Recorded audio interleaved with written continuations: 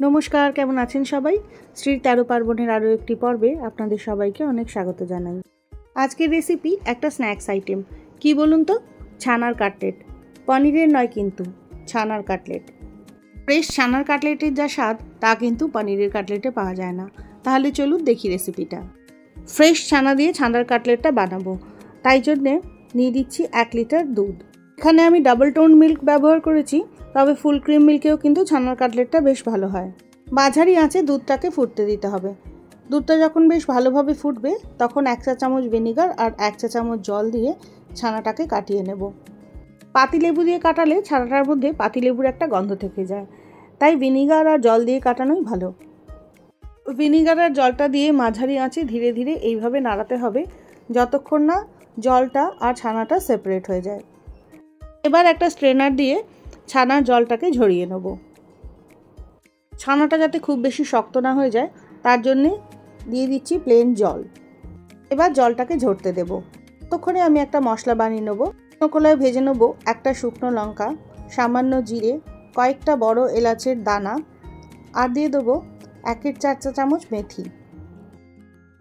মশলাটায় সুন্দর গন্ধ বেরোনো পর্যন্ত কাঠখোলায় এইভাবে নেড়ে নেব। ভাজা হয়ে গেলে মশলাটাকে ঠান্ডা হতে দেবো। ঠান্ডা হয়ে গেলে পরে মশলাটাকে একটা মিক্সিতে পিষে নেব। একটা হামানদিস্তায় নিয়ে নিচ্ছি 6টা বড় কোয়ার রসুন। দিয়ে দেবো 1.5 ইঞ্চি আদার টুকরো আর 2টো কাঁচা লঙ্কা। ঝালটা যে যেমন খান তেমনই লঙ্কা ব্যবহার করবেন। এগুলোকে বেশ মিহি করে থেতো করে নিতে হবে। দেখুন বেশ মিহি করে কিন্তু মশলাটাকে থেতো করে নিয়েছি। ছানাটার জলটা এখন বেশ ভালোভাবে ঝরে গেছে, দেখতেই পাচ্ছেন কতটা ড্রাই হয়ে গেছে ছানাটা। যে বাকি জলটুকু আছে সেটা একটা নরম কাপড়ে নিয়ে এইভাবে চেপে চেপে বার করে দেব। তবে চেপে চেপে জল বার করতে গিয়ে ছানাটাকে কিন্তু অতিরিক্ত ড্রাই করে ফেললে চলবে না, তাহলে কাটলেটটা গড়ার সময় ফেটে যেতে পারে। জলটা ভালোভাবে ঝরিয়ে নিয়ে এবার ছানাটাকে একটা বোলে নিয়ে নিচ্ছি। ছানার কাটলেটে বাদাম দিলে স্বাদটা কিন্তু বেশ ভালো লাগে, তাই বেশ কয়েকটা চিনে বাদাম লো ফ্লেমে ভেজে নিচ্ছি। শীতের সময় মটরশুঁটিও অল্প ক্রাশ করে দেওয়া যেতে পারে। বাদাম ভাজা সুন্দর গন্ধ বেরোলে বাদামগুলোকে এবার তুলে ফেলবো। ছানাটাকে প্রথমে চামচ দিয়ে এইভাবে একটু ভেঙে ভেঙে নেব। এবার এর মধ্যে দিয়ে দেবো কিছুটা সুজি। একটা ছোট আলু সেদ্ধ করে খোলা ছাড়িয়ে রেখেছিলাম, আলুটাকেও গ্রেট করে এর মধ্যে দিয়ে দেবো। আলুটা হাতে করে মাখলে দানা দানা হওয়ার চান্স থাকে, তাই আলুটা গ্রেট করে দিলে ভালো। দিয়ে দেবো স্বাদ মতো নুন আর সামান্য একটুখানি চিনি। কাঠখোলায় ভাজা মশলাটাও এবার এর মধ্যে দিয়ে দিলাম। চিনেবাদামগুলোকে আধ ভাঙা করে রেখেছি, এবার চিনেবাদামগুলো এর মধ্যে দিয়ে দেবো। দিয়ে সব উপকরণগুলোকে একসাথে ভালো করে মাখবো। এটা কিন্তু বেশ 5-7 মিনিট সময় নিয়ে ভালো করে মাখতে হবে, তাতে কাটলেটটা গড়ার সময় ভেঙে যাওয়ার চান্স কম থাকবে। ছানাটা বেশ ভালো করে মাখা হয়ে গেছে। প্যানে নিয়ে নিচ্ছি 3 চা চামচ মতো সাদা তেল। আদা, কাঁচা লঙ্কা, রসুনের যে পেস্টটা বানিয়ে রেখেছিলাম এবার সেটাও ওর মধ্যে দিয়ে দেব। দিয়ে মাঝারি আঁচে নাড়তে থাকবো। দিয়ে দেবো সামান্য একটু নুন, যাতে মশলাটা খুব বেশি না ছিটকোয়। মাঝারি আঁচে মশলাটাকে নাড়তে থাকবো যতক্ষণ না হালকা ব্রাউন রং ধরে।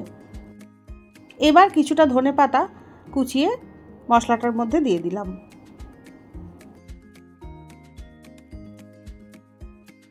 গ্যাসের আঁচটাকে লো করে দিয়ে ধনেপাতাটাকেও 15-20 সেকেন্ড মতো এইভাবে নাড়াচাড়া করে নেব। যে ছানাটা মেখে রেখেছিলাম এবার ওই ছানাটা এর মধ্যে দিয়ে দেব।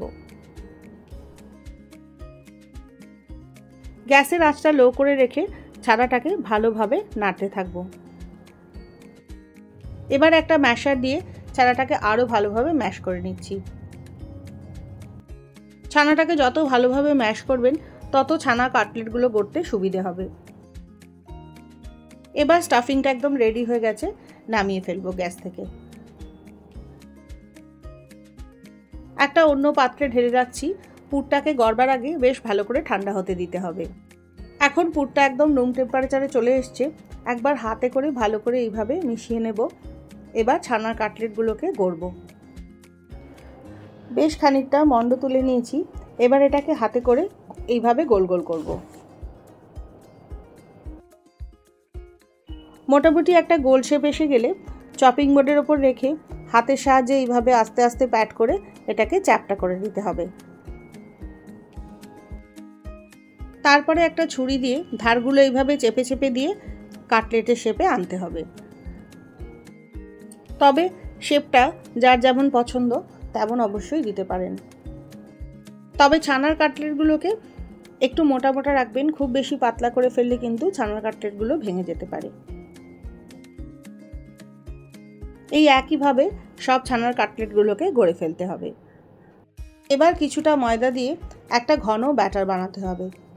সিজনিংয়ের জন্য দিয়ে দিচ্ছি সামান্য নুন আর দিয়ে দিচ্ছি কিছুটা গোলমরিচ। ভালো করে ড্রাই ইনগ্রেডিয়েন্টসগুলোকে মিশিয়ে নেব। তারপরে অল্প অল্প জল দিয়ে ময়দাটাকে গুলতে হবে। কাটলেটের ব্যাটারটা বেশ ঘন করে বানাতে হবে, তাই অল্প অল্প করে জল দিয়ে ব্যাটারটা গুলবেন। দেখুন ঠিক এরকম কনসিস্টেন্সি ব্যাটারটার হবে। এবার একটা একটা করে কাটলেট প্রথমে ময়দার গোলায় ডুবিয়ে তারপরে বিস্কুটের গুঁড়োয় মাখিয়ে দিতে হবে। ছানার কাটলেটের জন্য কিন্তু ডাবল কোটিং করার দরকার পড়বে না, যেহেতু ব্যাটারটা মোটা তাই সিঙ্গেল কোটেই এই ছানার কাটলেটটা খেতে বেশ ভালো লাগে। বিস্কুটের গুঁড়োটা চেপে চেপে এইভাবে ভালো করে কাটলেটের গায়ে মাখিয়ে নিতে হবে। একই পদ্ধতিতে সব কাটলেটগুলোকে ধীরে ধীরে গড়ে নেব।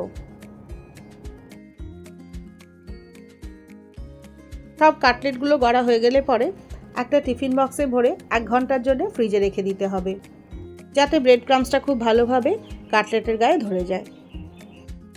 1 ঘন্টা পরে এবার কাটলেটগুলোকে ভাজবো। তার জন্যে কড়াইতে নিয়ে নিচ্ছি রিফাইন্ড তেল। তেলটা মাঝারি গরম হলে এবার একটা একটা করে কাটলেট ছেড়ে দেব। একটা দিক কিছুটা ভাজা হলে তবেই কাটলেটটা উল্টাবেন, আর ওপর থেকে এইভাবে একটু তেল দিয়ে দিতে হবে, যাতে দুদিকটাই সমানভাবে হয়। 3-4 বার উল্টে পাল্টে কাটলেটটাকে ভেজে নিতে হবে। এখন দেখুন সুন্দর সোনালি রং ধরে গেছে। এবার কাটলেটটাকে তুলে ফেলবো। এখন ঘন ঘন বৃষ্টি হচ্ছে, এই বৃষ্টির মধ্যে গরমা গরম সার্ভ করে দিন ছানার কাটলেট। চায়ের সাথে একদম জমে যাবে। এই রেসিপি যদি ভালো লাগে তাহলে চ্যানেলটা প্লিজ সাবস্ক্রাইব করে নেবেন।